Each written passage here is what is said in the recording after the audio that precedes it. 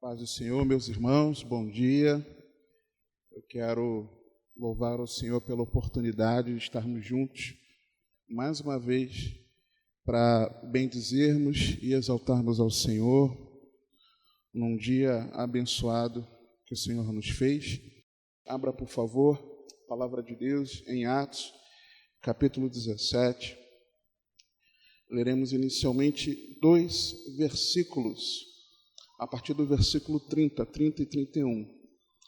E diz assim a santa e poderosa palavra de Deus: Mas Deus, não tendo em conta os tempos da ignorância, ordena agora a todos os homens e em todo o lugar que se arrependam, porquanto tem determinado um dia em que com justiça há de julgar o mundo, por meio do homem que destinou, e isso deu certeza a todos, ressuscitando dentre os mortos. Amém? Você pode se assentar, por favor?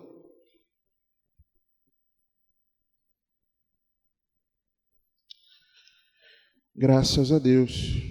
Irmãos, essa é uma palavra que eu não queria pregá-la, bem da verdade, mas esse foi um texto que na segunda-feira, quando eu meditava, seguindo o nosso plano de leitura, e eu diariamente, para a glória de Deus, eu tenho conseguido compartilhar um pouco do que eu tenho refletido na minha meditação com os irmãos, lá no Telegram, que você tem acesso. E quando eu meditava num texto dentro de João, eu me lembrei desse versículo aqui, desses 2 versículos. E me lembrando desses 2 versículos, algo começou a gritar dentro de mim, mostrando as circunstâncias em que nós estamos vivendo, debaixo de algumas ordens, debaixo de decretos, debaixo de mandados do governo, em comparação à ordem de Deus a todos os homens, como o texto que nós lemos aqui.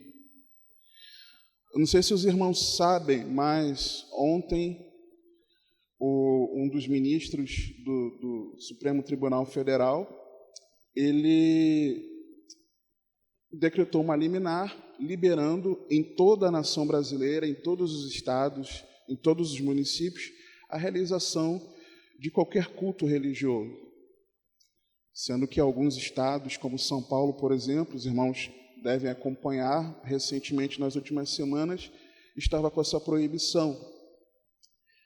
E aí, talvez muitos se alegrem, né, com essa permissão concedida, contrariando a decisão do colegiado da turma.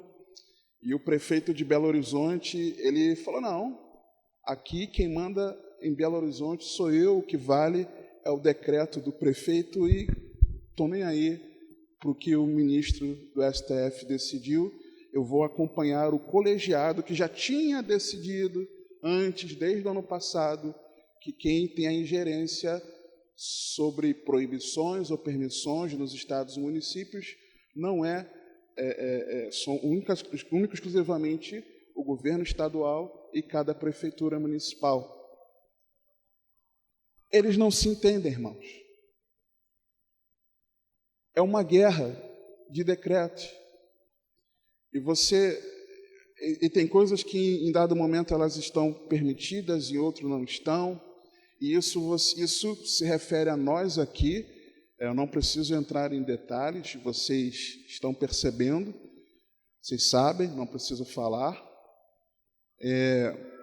Algo que meu coração, particularmente, ele fica muito mexido, muito doído. Essa semana, por exemplo, na quarta-feira eu tive assim um momento que eu estava muito mal. Muito mal. E eu estava irritado, irmãos. Sem paciência, Marcos Cleito. E eu, em dado momento, ali na minha irritação, com os meus pastores, eu falei de forma irritada com eles, por conta dessas circunstâncias, desses decretos. Mas Deus é tão bom. Deus é tão maravilhoso que nos enviou uma palavra que eu estava precisando. Paciência. Se você não estava aqui quarta, se você ainda não assistiu lá no nosso canal, assista. Em nome de Jesus. E eu prontamente pedi perdão a eles, porque eu exagerei no tom. Porque isso mexeu comigo, irmãos. Se isso está mexendo com você, está mexendo comigo, está mexendo com cada um dos pastores. Tenha convicção disso. Compara o estilo de atitude que eu tenho com cada um de vocês, na entrada e na saída, com o que é agora. E pensa como é que eu estou me sentindo. Eu entendo vocês. Agora, nessa guerra de decretos, irmãos, a quem você se submete? Lá em Belo Horizonte, por exemplo, o exemplo que eu dei, foi liberado pelo STF, mas o prefeito falou, aqui quem manda sou eu. Eu não sei se os irmãos se lembram, uma pregação minha, ano passado, foi bem próximo às eleições, sobre o governo que pode nos salvar, com base em Isaías, e que eu mostrava ali como cada poder, cada um dos três poderes, influencia um outro, e que a nossa confiança não pode estar neles. Só que os decretos dos governantes não são de agora, irmãos. Eu me lembrei de que a Bíblia nos traz uma série de decretos de governantes, e eu vou comentar alguns aqui com os irmãos, para você e eu vermos que os decretos, eles permeiam por aí. Por exemplo, o rei do Egito, quando fazendo os hebreus servirem com dura escravidão, ele ordenou isso, está registrado em Êxodo, capítulo 1, versículos 8 a 14. Mandando matar os meninos hebreus recém-nascidos, Êxodo 1, de 15 a 16. Intensificando depois que Moisés e Arão vão lá falar com ele, intensificando o trabalho dos hebreus com maiores cargas e dificuldades, Êxodo 5, 6 a 9. O rei Assuero, por exemplo, sob influência de Amã, permitindo a morte dos judeus, Esther, capítulo 3, dos versículos 7 a 15. E depois, sobre a influência da própria Esther, ele edita um decreto permitindo que os judeus se defendessem naquilo que foi conhecido como o Purim, Esther 8, 3 a 17.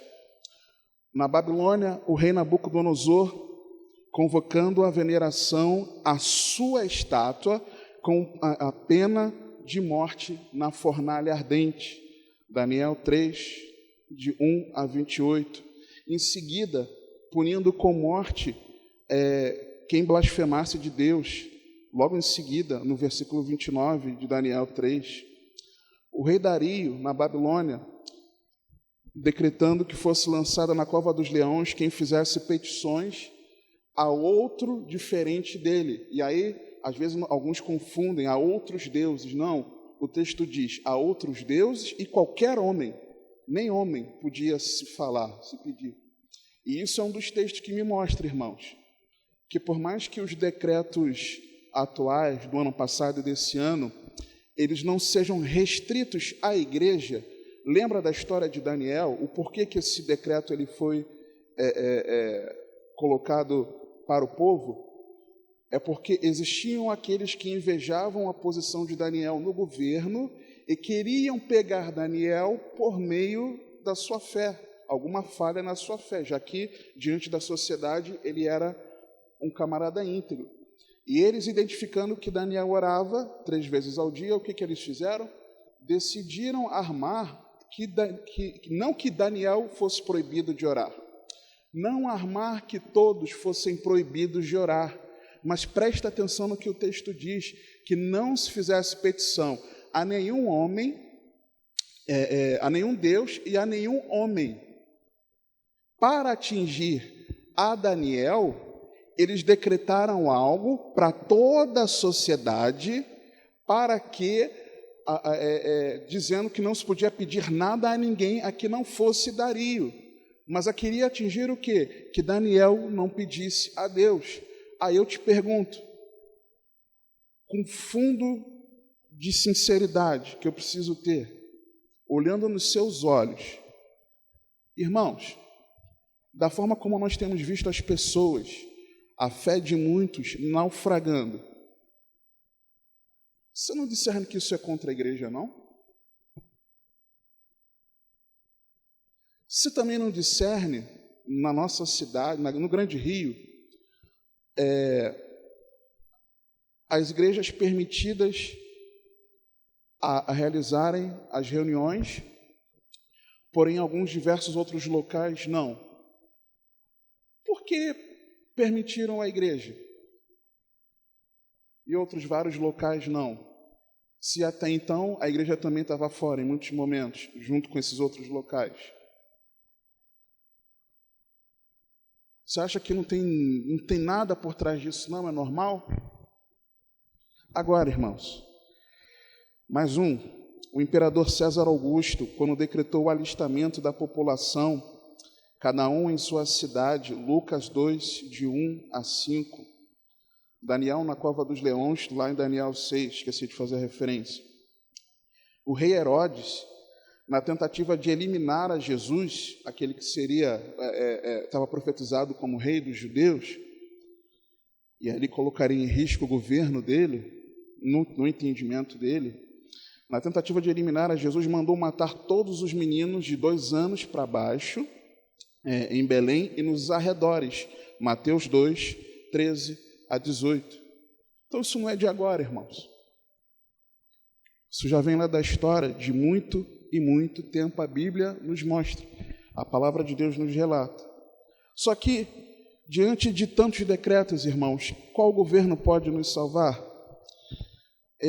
Isaías 33, 22, diz assim a palavra de Deus: porque o Senhor é nosso juiz, o Senhor é o nosso legislador, o Senhor é o nosso rei, Ele nos salvará. E é isso que o meu coração e o seu coração precisam focar, irmãos.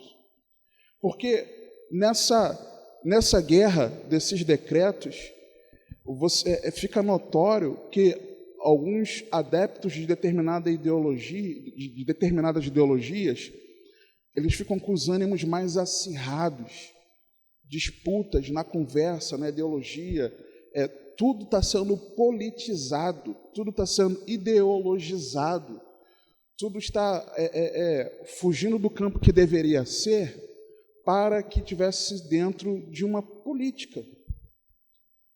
Até no nosso meio, irmãos. A disputa, eu falo disputa com muita tristeza no coração, a disputa ideológica entre nós sobre o uso ou não uso da máscara, sobre tomar ou não tomar a vacina, sobre usar tratamento precoce ou não. Até dentro de nós, irmãos, no nosso meio. Está criado esse racha aí e parece muitas vezes que o nosso posicionamento ideológico ele está ganhando contornos na nossa vida além daquilo que ele deveria. Cuidado com as ideologias, irmãos. Primeiro porque a Bíblia nos revela que o homem é um ser adorador. Se o homem não estiver adorando a Deus, ele vai buscar alguém ou algo para adorar. Quando você ou eu colocamos algo como centro da nossa vida e a vida gira em torno desse algo, esse algo ou essa pessoa estão ocupando um lugar que não deveria, um lugar de centralidade na nossa vida que não deveria. O centro da nossa vida precisa ser o Senhor Jesus Cristo. Foi Ele que morreu na cruz para a nossa redenção. Foi Ele que ao 3º dia ressuscitou. Ele é o nosso juiz. Ele é o nosso legislador. Ele é o nosso rei. Ele nos salvará, irmãos. Só que às vezes nós permitimos que até as ideologias elas ocupem um local de senhorio no meu e no teu coração. Está repreendido isso em nome de Jesus. Repreenda isso da tua vida. Discerne espiritualmente e coloca o Senhor Jesus no centro do teu coração, como eu preciso também fazer. Ele precisa governar a nossa vida. Não pode ser o nosso foco, irmãos. Cuidado com a ideologia também. Porque se a nossa ideologia não for expressamente o que a Bíblia diz, irmãos, essa ideologia é apenas uma ferramenta para nos afastar do centro da vontade de Deus, do que Deus diz, do que a Bíblia diz, do que Deus quer de mim e de você, irmãos. Nós precisamos vigiar nisso. E eu concordo com o pastor Guilherme Andrade. Eu assisti uma entrevista dele, assisti essa semana, ele comentava algo interessante, abre aspas. A ideologia política nasce de um arcabouço religioso. Aí ele explica. Toda fé religiosa nasce de 3 pontos. Primeiro, o mal. Segundo, o Redentor que vai vencer o mal, o herói. E terceiro, a redenção, que é um mundo sem esse mal e com a ingerência desse Redentor. Existe o mal, alguém vai nos livrar desse mal e a redenção vai acontecer em que nós estaremos livres desse mal, mas debaixo da ação desse que foi o nosso Redentor, que venceu o mal. Toda religião funciona assim. Estamos numa condição, há uma divindade que vai arrumar os males que estamos vivendo, e vamos para outra condição que, de acordo com o conselho e a sabedoria dessa divindade, vai promover para nós um mundo bom, livre desse mal. Toda religião é assim. E, irmãos, ele comentava nessa entrevista, a religião, a esquerda é uma religião. O mal da esquerda é a propriedade privada, é o capitalismo. O Redentor, para a esquerda, é o Estado, é o governo. E quando o Estado conseguir prover tudo para todos, então nós chegaríamos à redenção final. Algo parecido com o que hoje nós damos nome de comunismo. Agora, Jesus poderia ser alguém de esquerda? Tem gente que defende uma ala da igreja fala brasileira, adepta da teologia liberal. Eles são extremamente radicais, progressistas e defendem pautas dessa ala, considerando que Jesus seria, na interpretação deles, na palavra, seria alguém de esquerda. Mas impossível de ser, irmãos, porque nenhum dos 3 pontos identificados pela esquerda, o mal, o Redentor e a redenção, se parece em nada com os 3 pontos que o Senhor identifica na sua palavra. Só que Jesus também não é de direita, irmãos. É aí que muitos de nós nos enganamos. Tá, eu entendo que, poxa, as ideias aí de quem tem o viés de esquerda não se parecem nada com Jesus. A ideologia de direita, sim. Só que lembra dos 3 pontos, os 3 pilares da religião? O mal, o Redentor e a redenção. Na direita, o mal na ideologia de direita é o Estado, é o governo. A partir do momento que há alguém que mande e outro que obedece, isso é um mal. Quer ver um exemplo disso? É um absurdo que o governo não queira permitir que eu possa ensinar os meus filhos na minha própria casa. Que negócio é esse de o Estado querer educar meus filhos? Não estou dizendo que tenha que educar, eu penso que não tem que educar. Mas quando nós tomamos essa posição, estou dando um exemplo entre tantos outros, o Estado interferindo na nossa vida. Segundo, quem vai libertar do mal? Quem é o Redentor? É o capital. É o capital, é o recurso financeiro. Porque com o dinheiro, você não precisa do Estado para prover a sua saúde. Você não precisa de UPA, você não precisa do hospital geral, você não precisa do pronto-socorro, você não precisa disso. Você tem o seu plano de saúde e você vai cuidar da sua saúde sem a ingerência do Estado. Você não precisa do Estado para a sua educação. Você não precisa das escolas públicas sucateadas como estão, porque você tem recurso para bancar o colégio para o seu filho. E o melhor, você também não precisaria do Bolsa Família ou de qualquer outro programa de auxílio do governo. O dinheiro e a educação clássica, o conservadorismo, que voltou com muita força nos dias de hoje, é notório a gente ver isso, vai gerar um homem, um modelo de homem que não vai depender do Estado, não precisa do Estado. Então, o Redentor, para quem é de direita, é a sua autonomia através dos seus recursos, da sua capacidade. E qual é a redenção para quem é de direita? É o liberalismo, é o anarcocapitalismo. Quando você, para fazer negócio com o outro, não precisa que ninguém medie. Se eu quiser fazer uma negociação aqui com o nosso irmão Durval, eu resolvo com ele. O Estado não precisa opinar de que maneira eu vou lidar com ele, porque eu sou maduro o suficiente, eu sou capaz o suficiente, ele também, para nós resolvermos os nossos próprios problemas, e o Estado não pode se meter. Só que, irmãos, na fé cristã não é assim, irmãos. Na fé cristã não é assim. Na fé cristã, quem é o mal? O mal é o pecado.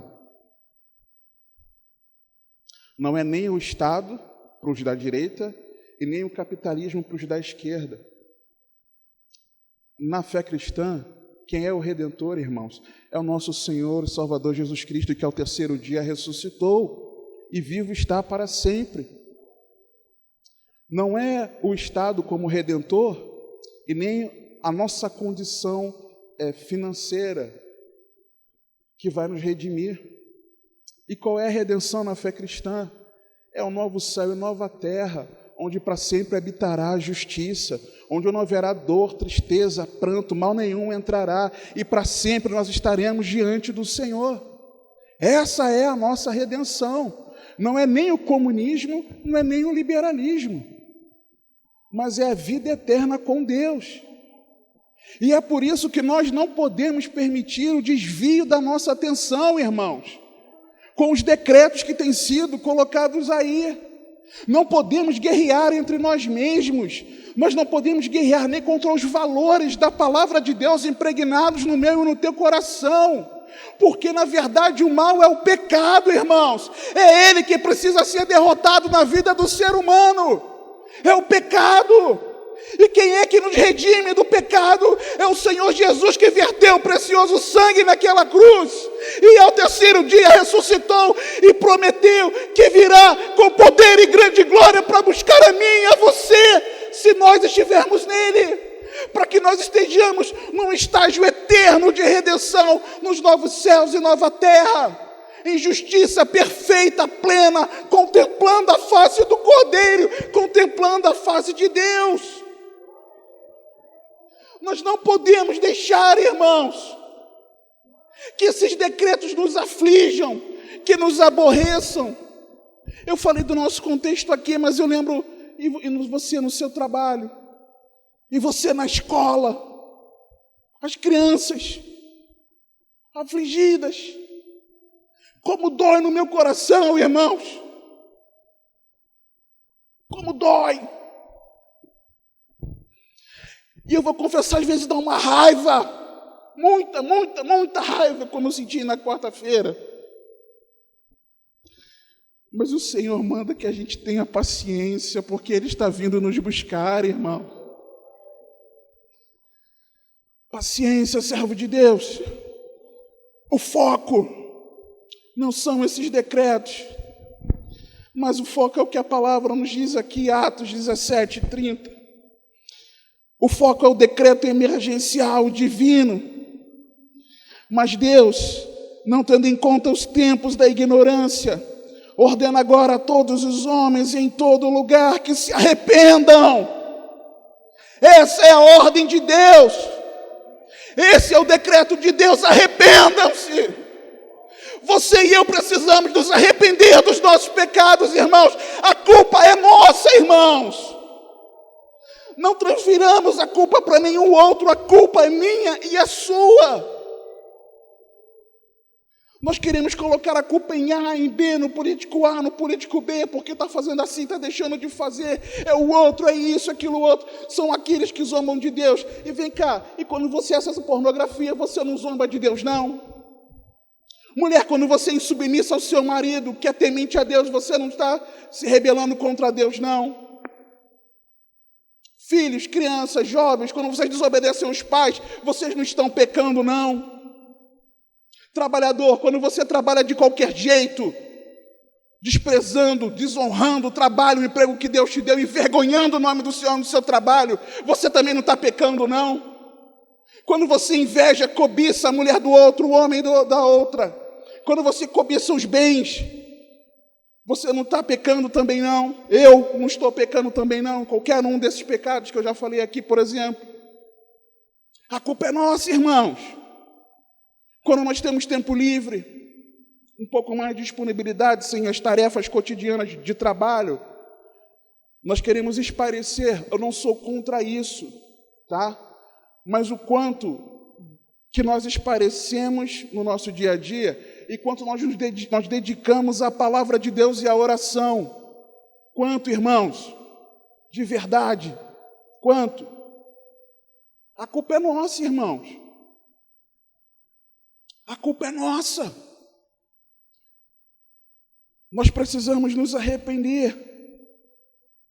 Mas Deus, não tendo em conta os tempos da ignorância, ordena agora a todos os homens e em todo lugar que se arrependam, porquanto tem determinado um dia em que com justiça há de julgar o mundo por meio do homem que destinou, e disso deu certeza a todos, ressuscitando dentre os mortos. O cristão, esse pastor, ele concluía, na fala dele a respeito desse tema, ele concluía dizendo que o cristão precisa ser ateu político. Porque se a nossa devoção, ela precisa ser a Jesus Cristo, nada pode ser motivo da nossa devoção, nem qualquer ideologia. Não que o político não deva se envolver, que o cristão não deva se envolver na política, não é isso. Não é esse o ponto. Mas o ponto é que a nossa devoção não pode ser a nenhuma ideologia. Agora, por que tudo isso aconteceu, irmãos? Isso aconteceu porque o primeiro decreto, ele não veio de um governante humano. Você sabia disso? Eu citei para os irmãos alguns exemplos de decretos humanos. Porém, o primeiro decreto ele não veio de nenhum homem.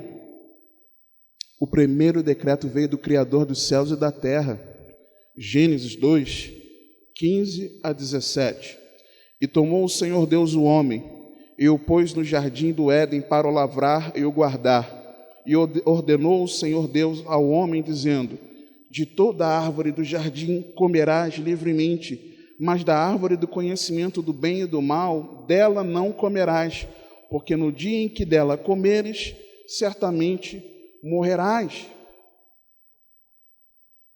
Foi Deus que decretou a primeira ordem. O primeiro decreto veio de Deus. E tudo isso tem acontecido, irmãos, por conta da desobediência ao primeiro decreto estabelecido por Deus. Por isso, porque Adão desobedeceu o primeiro decreto em toda a história, foi por conta disso, precisamente por isso, é que hoje nós estamos lendo isso aqui, meditando isso aqui nesse texto, dos versículos 30 e 31 de Atos 17. Por isso foi proclamado o decreto emergencial divino, que urgentemente precisa ser atendido por cada um de nós, urgentemente. Urgentemente. Agora, qual é o contexto, irmãos? Qual é o contexto disso aqui? Atos 17. O contexto é que Paulo, ele inicia a sua viagem missionária. E iria iniciar com Barnabé, não debaixo de como foi na primeira vez, em oração e jejum, Atos 13, mas a palavra nos mostra que eles decidem se lançaram em missões, nessa segunda viagem missionária. Nessa segunda viagem missionária existe uma contenda entre Paulo e Barnabé por conta de João Marcos, sobrinho de Barnabé. Quando Paulo, ressentido porque João Marcos havia abandonado a missão anteriormente, não aceitou. Ele não vem comigo não. E o que ele faz? Ele convoca então Silas para a missão e segue vida, segue viagem. Chegando em Derbe e Listra, ele encontra então Timóteo e, sabendo, conhecendo ali quem era Timóteo, ele convoca Timóteo também para a missão, forma a equipe missionária. Paulo, Silas ou Silvano, em alguns textos aparece como Silvano, e Timóteo formando a equipe missionária. Ele então começa a fazer a obra, ele tenta ir para a Ásia, só que o Espírito Santo o impede. Atos 16 nos mostra isso, o Espírito Santo o impede. E ele tem uma visão durante a noite de um macedônio o chamando a passar para a Macedônia. A ele, ao invés de se direcionar para a Ásia, ele ir para a Europa. Paulo, então, obediente à direção do Espírito Santo, ele parte para a Europa. Chegando ali em Filipos, por exemplo, Atos 16 mostra, vem a conversão de Lídia, aquela vendedora. Lídia se converte. Paulo continua pregando o evangelho com essa equipe, aquela jovem possessa de demônios que tinha o espírito de adivinhação e dava lucro aos seus senhores. Paulo expulsa aquele demônio dela. Por causa disso, ele é preso injustamente, não poderia, pela sua cidadania romana, não poderia acontecer daquela forma. Paulo e Silas são presos, são açoitados, e lá no meio da prisão, eles começam a orar e cantar. É importante essa ordem na palavra. Quando você está aflito, geralmente você não consegue cantar. Você precisa primeiro se derramar diante de Deus em oração, e aí você consegue o ânimo, o fôlego para você louvar ao Senhor.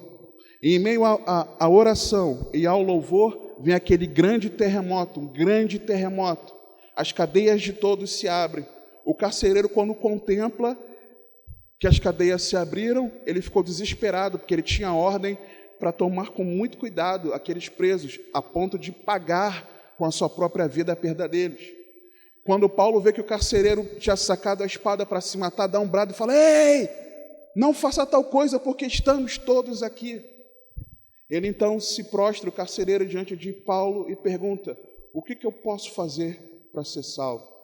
E Paulo declara: crê no Senhor Jesus e será salvo tu e a tua casa. Ele prega o evangelho, o carcereiro e a família se convertem a Cristo. Paulo batiza o carcereiro e a família, o carcereiro limpa as feridas de Paulo. Na manhã seguinte, o carcereiro recebe a notícia de que, estão falando para você ir embora. E Paulo se recusa a sair da prisão daquele jeito. Por quê? Porque ele, como cidadão romano, ele não poderia ter sido tratado. Manda que eles venham aqui para me liberar.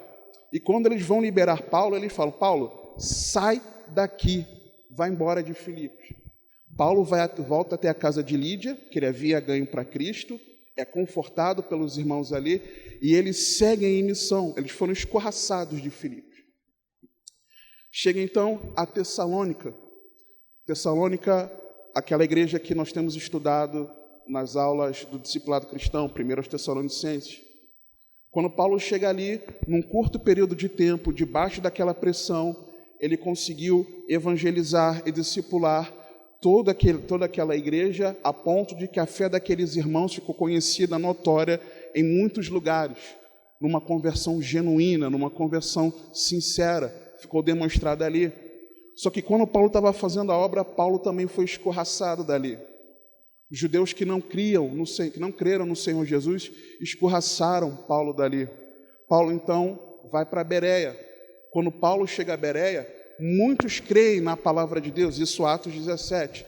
Muitos creem na palavra de Deus, muitos, creem que aquilo é verdade, porque eles examinavam, conferiam na Escritura se o que o Paulo estava dizendo era verdade. Isso é um grande exemplo para mim e para você de mantermos a nossa Bíblia aberta durante a pregação. Se possível, anote, marque. Só que, por mais que muitos tenham se convertido, os judeus lá de Tessalônica que não se converteram, eles viajaram cerca de 73 quilômetros até chegarem a Bereia, e Paulo teve que sair de lá também e foi para Atenas, deixando Silas e Timóteo. Quando Paulo chega em Atenas, ele manda que logo chame de volta a sua equipe. Ele foi com alguns irmãos de Bereia, mas não com a sua equipe, Timóteo e Silas. E lá, sem os seus, sem a sua equipe, sem os seus companheiros de missão, Paulo constata que aquela cidade de verdade era muito idólatra. Dizem alguns que tinha mais estátuas do que homens. Dizem que tinham estátuas para uma diversidade de deuses e também os homens faziam estátuas dos próprios homens. É uma idolatria tremenda ali, havia uma idolatria tremenda. Paulo, em meio a isso, ele se comove no espírito e não aceita. Ele começa, então, a proclamar o Evangelho. Paulo começa a pregar o Evangelho de Cristo para aqueles homens e mulheres ali. Em dado momento, Paulo pregando aos judeus, alguns filósofos, ouvindo aquilo que ele falava, disseram, vem cá, mas que tagarelice que você está falando, anunciando deuses estranhos, quando Paulo estava falando a respeito de Jesus Cristo, anunciando o Evangelho de Cristo, porque até então eles não ouviam falar quem era Jesus, eles desconheciam. Chamam Paulo, levam para o Areópago, que era um lugar onde haviam discussões filosóficas, decisões para a cidade, argumentações, exposição de ideias, contra-argumentações. E Paulo, chegando ali, indagado sobre o que era aquilo, Paulo ele faz algo maravilhoso. Paulo ele entra na cultura daquele povo, Atos 17, isso. Paulo entra na cultura daquele povo e fala, olha, lembra do altar ao Deus desconhecido? É sobre esse Deus desconhecido que eu estou pregando. E que Deus desconhecido era esse, irmãos? Que Deus desconhecido era esse? Quando Paulo fala isso, aqueles filósofos gregos, eles sabiam, os atenienses sabiam o que Paulo estava falando, porque cerca de 6 séculos antes, Paulo faz referência a uma grande praga que aconteceu naquela cidade. Ele devastou a cidade. Eles ofereciam sacrifícios aos deuses todos deles e não cessava a praga. Eles resolvem chamar, então, Epímenes, um poeta, filósofo, profeta. Tito faz até referência dele lá no capítulo 1, dos versículos 10 a 13. Não nominalmente, mas sobre ele.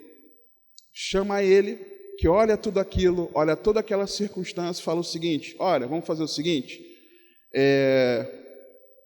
eu vou pedir que vocês tragam ovelhas brancas e ovelhas negras, porque nós vamos fazer o seguinte, nós vamos lançar essas ovelhas aqui nesse gramado, e nesse gramado, para onde as ovelhas se direcionarem, é certo que a esse Deus que nós devemos orar e oferecer sacrifícios.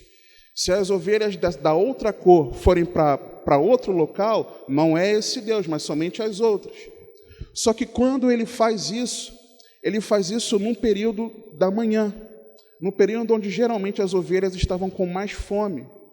Então as ovelhas, ao invés de elas correrem e ficarem paradas no lugar, pensa num crente que amanhece faminto, depois de um período de jejum, de 3 dias, sem comer e beber. E aquela mesa de café da manhã farta, encerramento do jejum, digamos assim, aquela mesa de manhã farta, né?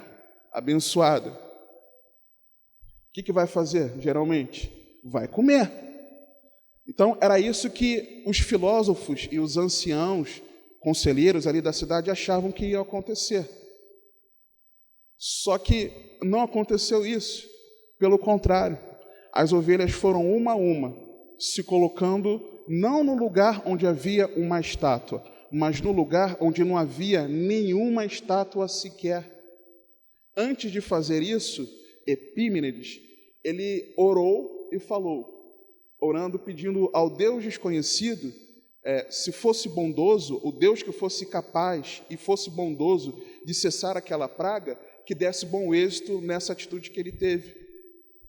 E os filósofos ali ficaram perplexos em ver que não só as ovelhas famintas, elas não comeram daquele gramado verdejante, como elas também não pararam diante de nenhuma estátua. Elas pararam num lugar onde não havia nada. Porque a palavra nos mostra, lá em João 4, você sabe disso, que não há lugar a que nós devemos adorar a Deus. Não é num local, não é no outro, é em espírito e em verdade. A gente sabe disso. E quando eles veem aquilo, eles decidem oferecer todos aqueles animais em sacrifício ao Deus desconhecido. O que aconteceu, irmãos? A praga cessou. E eles então, onde cada ovelha foi, eles edificaram um altar. Só que com o passar do tempo, não teve conservação daquela obra pública, vamos chamar assim, e restou só esse altar. Só esse altar que foi revitalizado, que foi cuidado. O altar ao Deus desconhecido. Então, quando Paulo ele fala isso, ele entra na cultura daquele povo. Ele entra na mente deles. Faz com que eles lembrassem. O povo talvez não se lembrasse do que aconteceu 6 séculos antes, mas os filósofos sabiam. Os filósofos sabiam o que tinha acontecido. E essas informações, irmãos, esses detalhes todos, eles estão registrados. Eu anotei aqui, e eu li o trecho desse livro que falava sobre isso, O Fator Melquisedeque, o livro O Fator Melquisedeque. Você encontra isso lá, e a editora, inclusive, ela disponibilizou gratuitamente parte desse livro, e na parte que disponibilizou gratuitamente, você consegue ler essa informação. Paulo conhecia aquela história, e quando ele apontou para aquele altar, ele mexeu profundamente com a mente daqueles homens.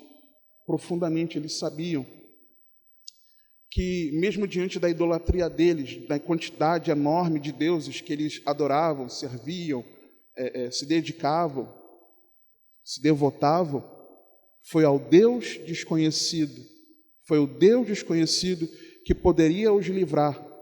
E interessante um detalhe que eu esqueci de contar, que esse livro, O Fator Melquisedeque, narra, que quando esse filósofo, ele levanta a voz em oração, ele reconhece que aquela praga estava acontecendo em Atenas por causa do pecado. Interessante, né? E ele pede, se existe um Deus que pode nos livrar dessa praga e que é bondoso para nos livrar, perdoe os nossos pecados e nos mostre quem é você. Foi isso que ele orou, sem conhecer a Jesus. E talvez hoje, no meio da nossa idolatria, daquilo que domina o nosso coração, num tempo de praga mundial, talvez você e eu estejamos depositando o livramento da nossa vida na pessoa errada. Certamente, muitos, quando pensam que a ciência pode nos livrar, não sou contra a ciência, por favor, não confunda. Mas ainda que nós morramos, irmãos, a palavra nos afirma que naquele grande dia, quando Jesus retornar, nós seremos ressuscitados em corpos gloriosos, irmãos. E mesmo que nós sejamos livres de todo mal, só seremos livres desse mal se a nossa sociedade reconhecer que precisa se arrepender dos seus pecados. É por isso que Deus ele editou o decreto emergencial divino, conclamando a todo homem em todo lugar que se arrependa dos seus pecados. Epímenes reconhecia isso. Ele viu que aquela praga era a consequência do pecado e ele pediu: perdoa-nos. Se existe um Deus gracioso que pode nos livrar, perdoa o nosso pecado e nos mostra quem você é. Será que nós podemos, irmãos, clamar ao Senhor perdão pelos nossos pecados, pedindo que o Deus Todo-Poderoso se revele ao meu e ao teu coração? A que distância a nossa vida está de Deus, irmãos? Como é que está o nosso relacionamento com Jesus Cristo? Irmãos, aquele camarada reconhecia isso. E a nossa sociedade não reconhece que tem pecado grosseiramente contra o Senhor, irmãos. Nós precisamos nos arrepender. Paulo anuncia o Deus da Bíblia, anuncia o Criador dos céus, da terra, de tudo que há, inclusive do homem. Ele anuncia que a humanidade tem a revelação de Deus, na qual pode viver, se mover e existir.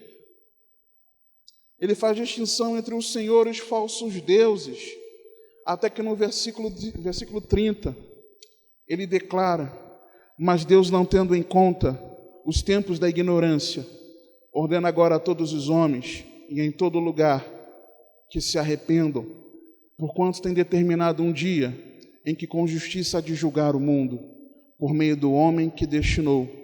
E isso deu certeza a todos, ressuscitando dentre os mortos. E agora eu quero com você, irmão e irmã, fazer uma análise desse decreto. Tantos decretos do ano passado para cá, nós precisamos analisar alguns decretos para tomarmos medidas.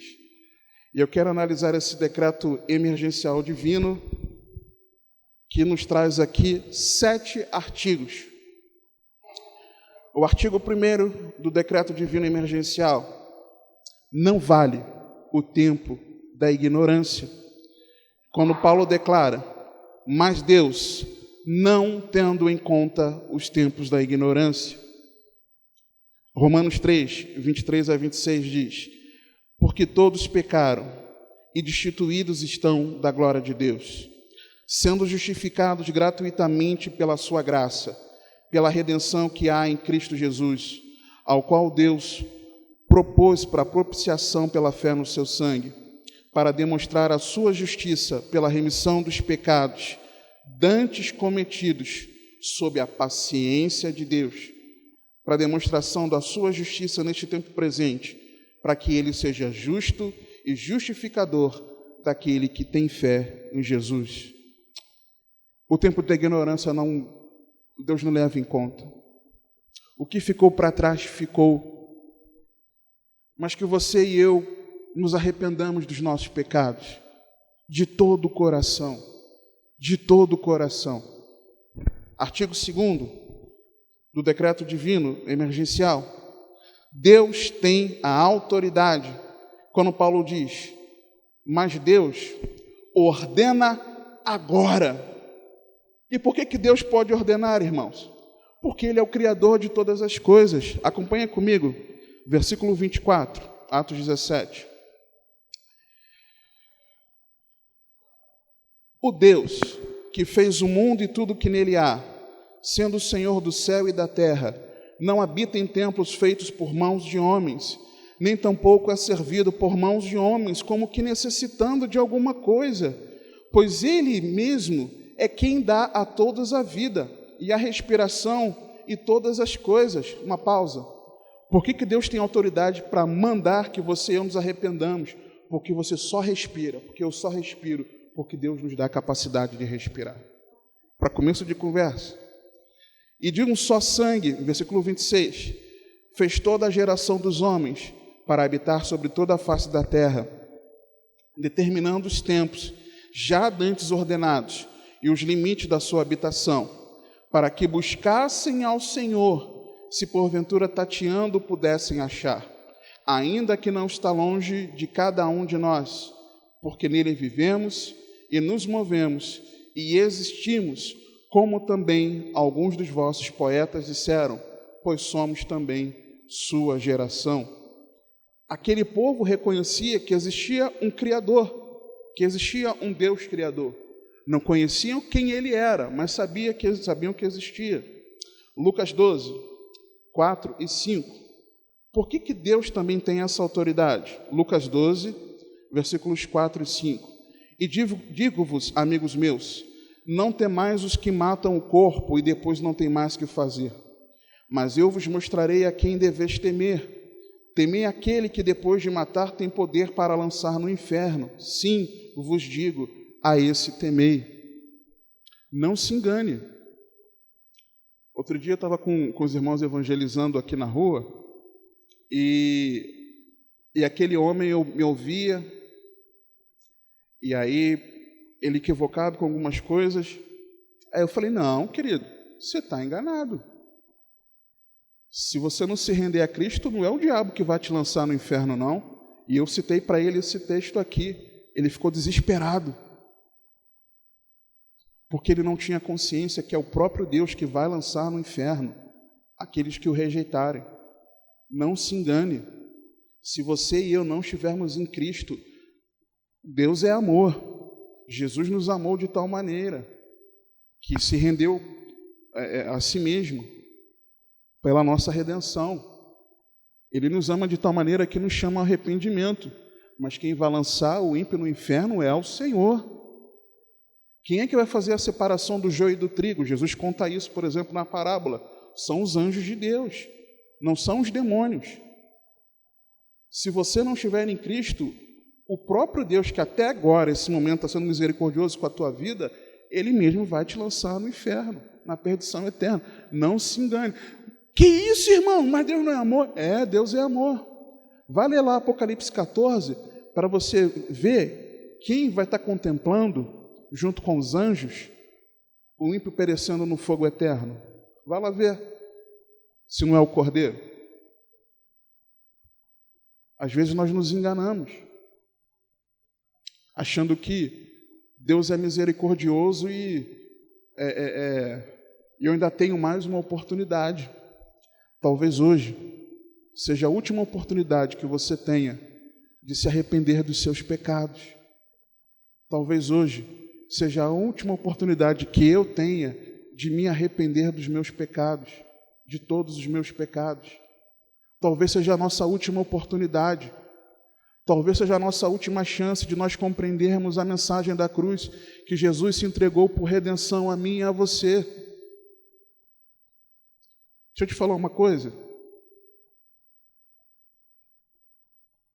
Teus pais não vão te levar para o céu, não. O Senhor está mandando falar.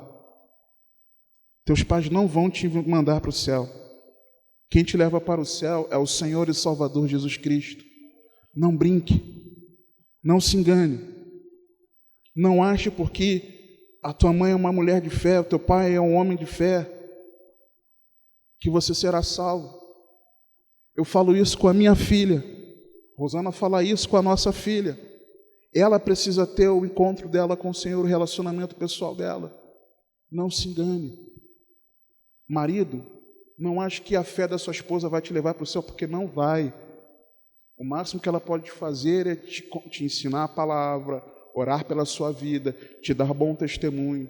Esposa, não ache porque o seu marido é um homem de fé, você enxerga nele um homem de Deus, que ele vai te levar para o céu, porque ainda que ele quisesse, ele não pode te levar.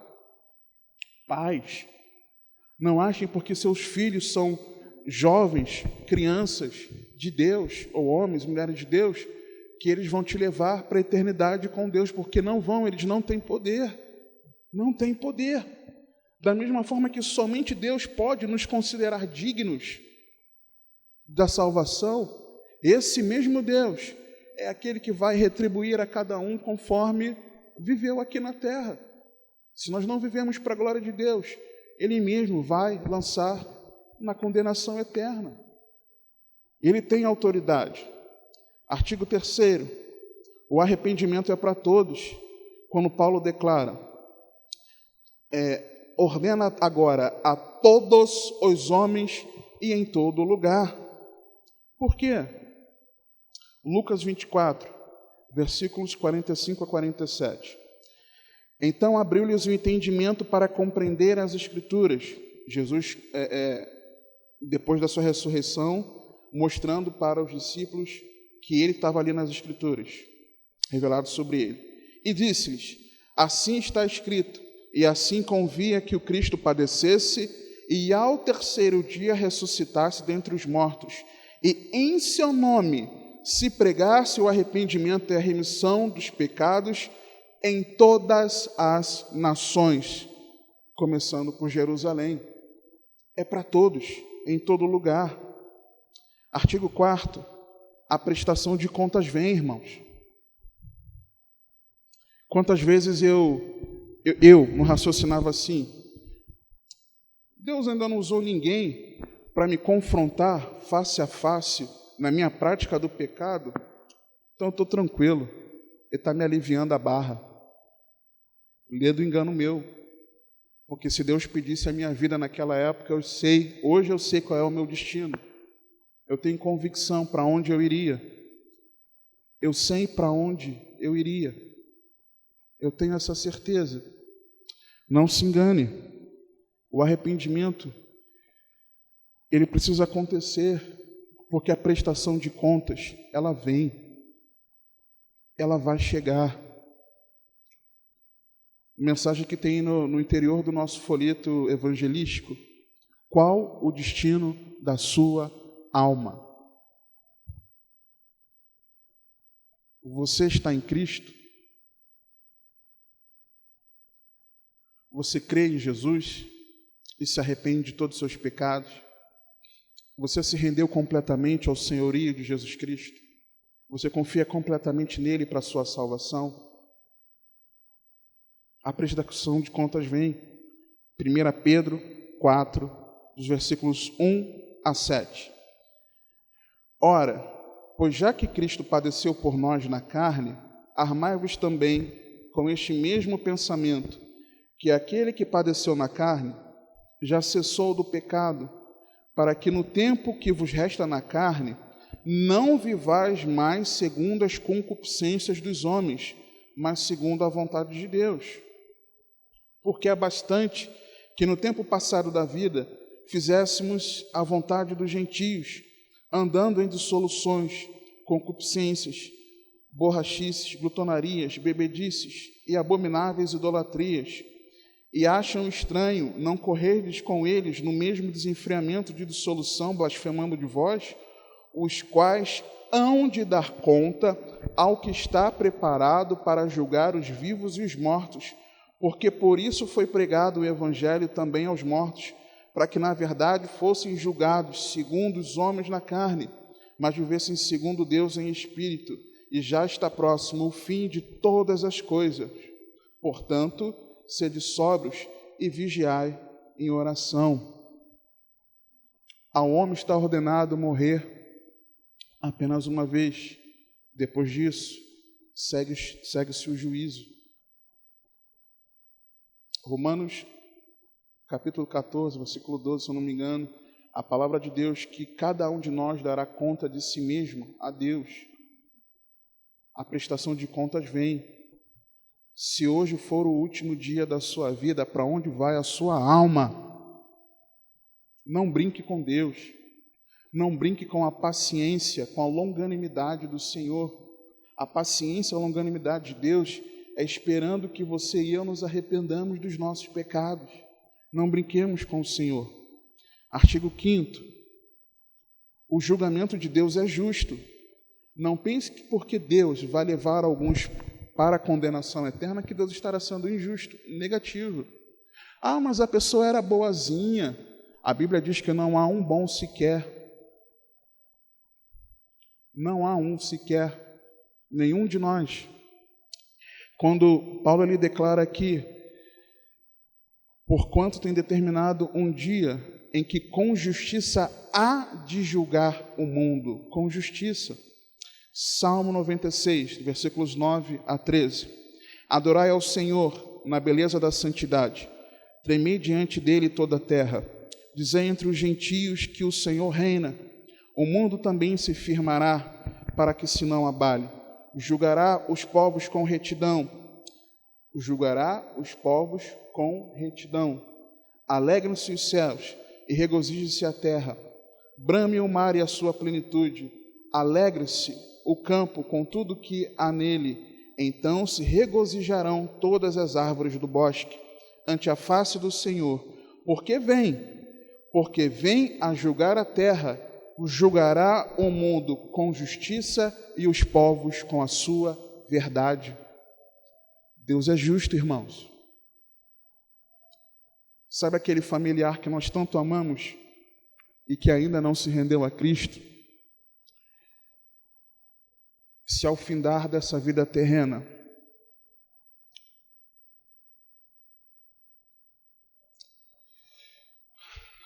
ou se eles estiverem vivos quando Jesus retornar e eles não tiverem Cristo,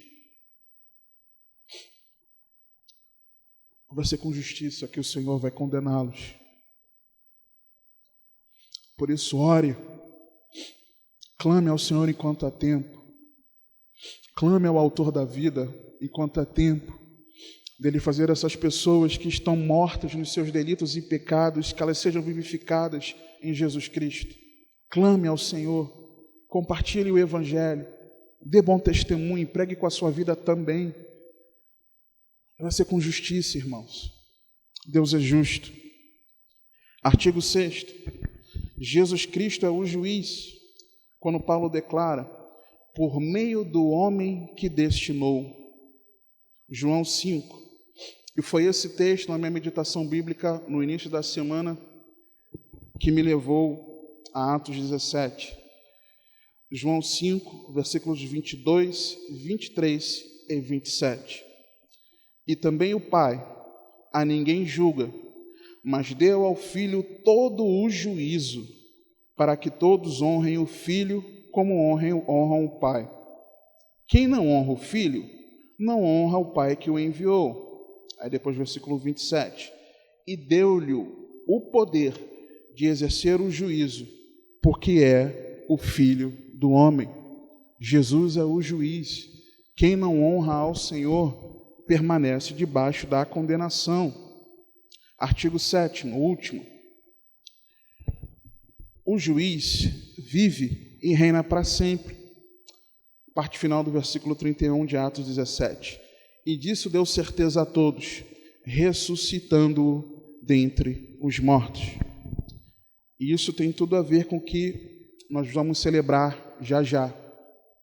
E isso tem tudo a ver com o que a sociedade instituiu como sendo a celebração da ressurreição, das boas novas. Eu digo sociedade, não digo a Igreja de Cristo. Lucas 24, dos versículos 1 a 8. E no primeiro dia da semana, muito de madrugada, foram elas ao sepulcro, levando as especiarias que tinham preparado, e algumas outras com elas, e acharam a pedra revolvida do sepulcro, e entrando, não acharam o corpo do Senhor Jesus. E aconteceu que, estando elas muito perplexas a esse respeito, eis que pararam junto delas 2 homens, com vestes resplandecentes, e estando elas muito atemorizadas, e abaixando o rosto para o chão, eles lhes disseram: por que buscai o vivente entre os mortos? Não está aqui, mas ressuscitou. Lembrai-vos como vos falou, estando ainda na Galileia, dizendo: convém que o Filho do Homem seja entregue nas mãos de homens pecadores, e seja crucificado, e ao terceiro dia ressuscite. E lembraram-se das suas palavras. O nosso Redentor não está morto. O nosso Redentor, ele se entregou por inteiro, por completo, por mim e por você, derramando o seu precioso sangue, mas ao terceiro dia ele ressuscitou. Os anjos falaram para aquelas mulheres: por que vocês procuram o vivente entre os mortos? Ele vive. Jesus ressuscitou e vivo está para sempre. O nosso juiz, ele ressuscitou. E a prova de que o mundo será julgado pelo Senhor Jesus, o texto diz, é que ele ressuscitou ao terceiro dia. Essa é a prova que ele pode julgar o mundo, que ele vai julgar o mundo, porque ele viveu uma vida sem pecado, e porque o Pai não encontrou nele qualquer culpa. Ao terceiro dia o ressuscitou, mostrando que o ser humano pode, em Deus, viver longe do pecado. Ele ressuscitou, irmãos. Jesus está vivo. E isso precisa ser uma certeza que você e eu precisamos ter, porque assim como Jesus vivo está, nós estamos vivos com Ele também. Ainda que você e eu morramos, seja por conta dessa pandemia, seja por qualquer outra enfermidade, seja por algum acidente, seja por aquilo que for, irmãos, ainda que você e eu morramos, ainda que nossa morte seja uma doença terrível, ainda que membros dos nossos corpos falhem, como muitos têm perecido, os nossos corpos serão transformados em corpos gloriosos, quando nós formos ressuscitados naquele grande dia. Por quê? Porque Jesus ressuscitou, igreja. E isso precisa ser o nosso foco, esses 7 artigos. E eu me lembrava, quando eu meditava nesse texto aqui, da ressurreição do Senhor, eu me lembrava trecho de um texto escrito por José Afran Júnior, que diz assim: eu acredito em Deus e que seu Filho Jesus, Ele nos deu, para morrer naquela cruz sem glória e luz. Mas acredito que ao terceiro dia, aquela tumba estava vazia, porque a cruz não o segurou, porque a morte não o segurou, e nem o inferno segurou. Ele vive com toda a sua glória e o seu poder. Ele vive com toda a sua glória e o seu poder. Ele vive. Ele vive. Ao terceiro dia, aquela tumba estava vazia. Jesus vive para sempre, irmãos. Atos 10, 40 a 43. A este ressuscitou Deus ao terceiro dia, e fez que se manifestasse não a todo o povo, mas às testemunhas que Deus antes ordenara a nós, que comemos e bebemos juntamente com ele, depois que ressuscitou dentre os mortos, e nos mandou pregar ao povo e testificar que ele é o que por Deus foi constituído juiz dos vivos e dos mortos. A este dão testemunho todos os profetas, de que todos os que nele creem receberão o perdão dos pecados pelo seu nome. Arrependa-se em nome de Jesus. Arrependa-se. Jesus se rendeu por completo por mim e por você.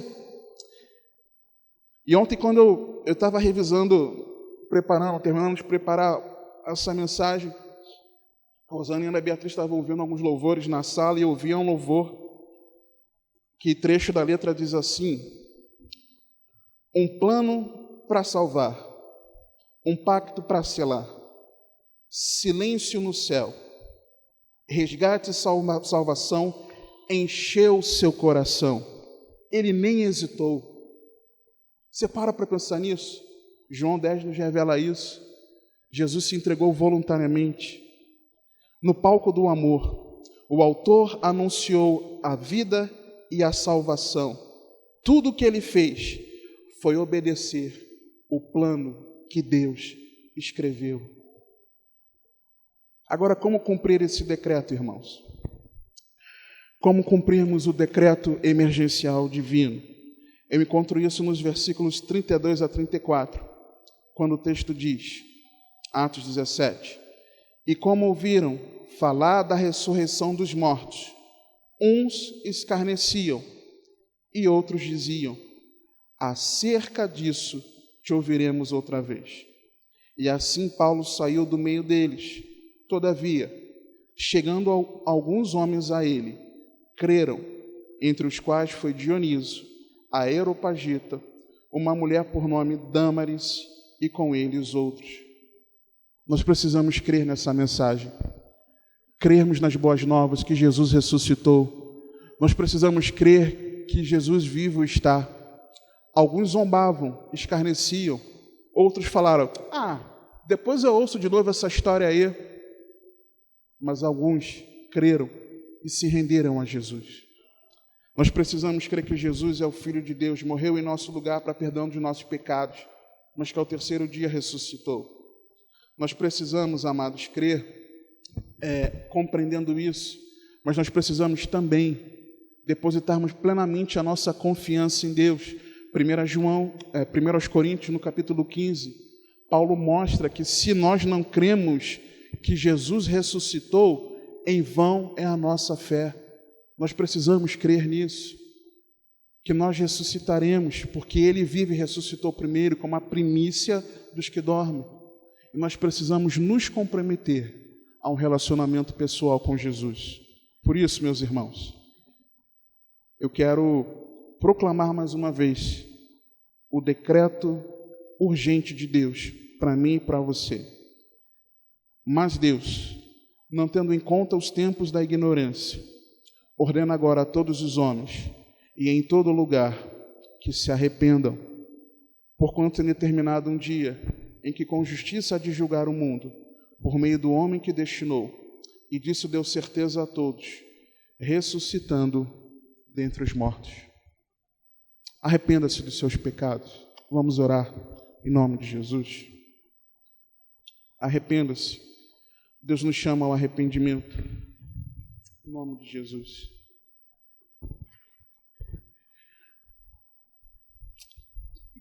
Pai,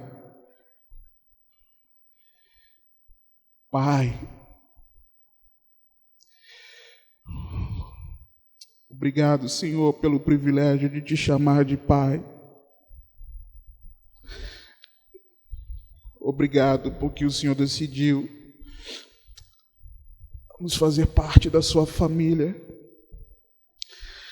Obrigado porque o Senhor nos adotou como seus filhos, entregando o seu Filho unigênito por nós.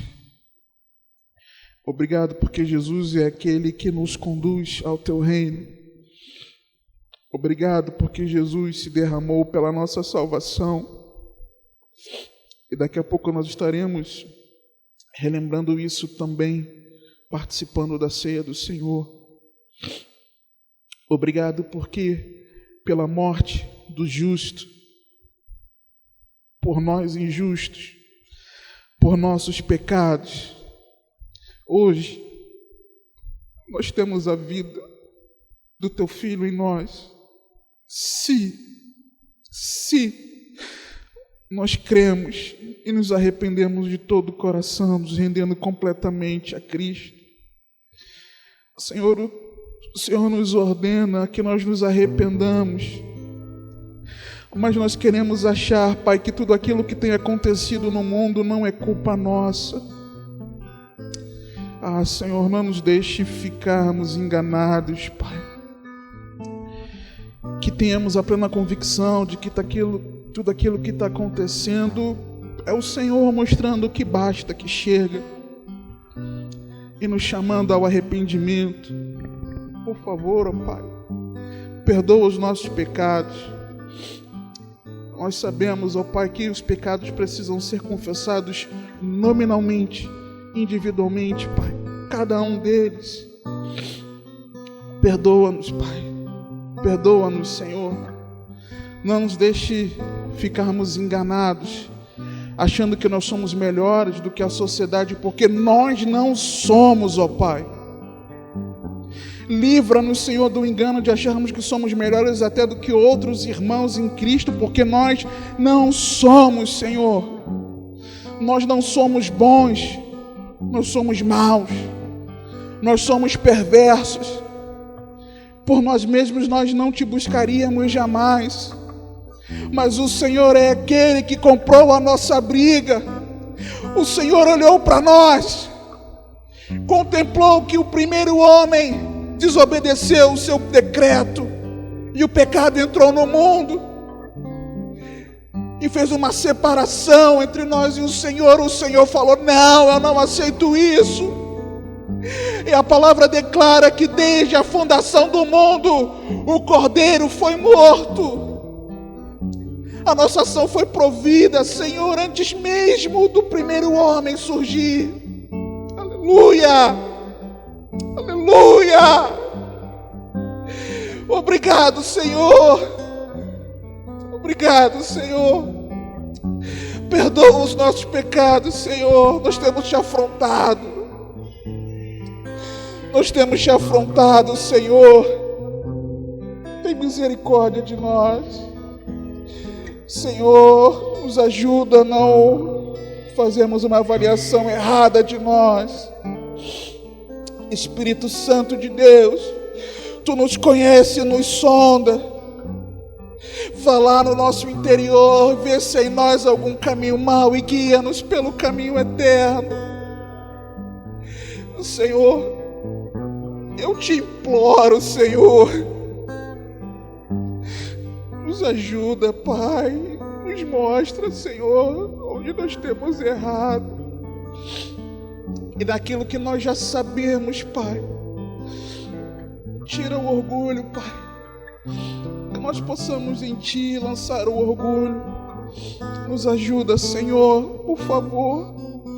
Nos ajuda, Senhor, por favor, por favor. Senhor, que a nossa vida se derrame em Ti de verdade, a cada manhã, durante o dia, ao anoitecer, de madrugada, que sempre nós estejamos em Ti, que nós possamos, Senhor, nos arrepender dos nossos pecados de todo o coração, e não importa o decreto humano, não importa aquilo que os governantes determinem, mas o que nos importa, o nosso foco, Senhor, é a nossa vida estar para sempre em Ti, porque o Senhor nos mostra na Tua palavra que o mal do mundo é o pecado, que o Redentor é Cristo Jesus, e a história da redenção é narrada desde Gênesis, e a redenção está claramente revelada a nós no novo céu e na nova terra. Nos ajuda, Senhor, a nós vivermos para a Tua glória, a nós crermos em Jesus, que é o Teu Filho unigênito, primogênito entre muitos irmãos, que nós nos arrependamos, ó Pai, de todo o coração, para que em Ti nós tenhamos vida, Senhor. Em nome do Senhor Jesus nós oramos a Ti gratos, Senhor. Nos ajuda a confiar plenamente em Jesus Cristo para a nossa redenção, e não na força do nosso braço, não na nossa falsa religiosidade, mas em Ti, Senhor. E que nós possamos a cada dia nos comprometer num relacionamento pessoal com Jesus Cristo, nosso Senhor. Te damos graças, Senhor, em nome de Jesus. Em nome de Jesus.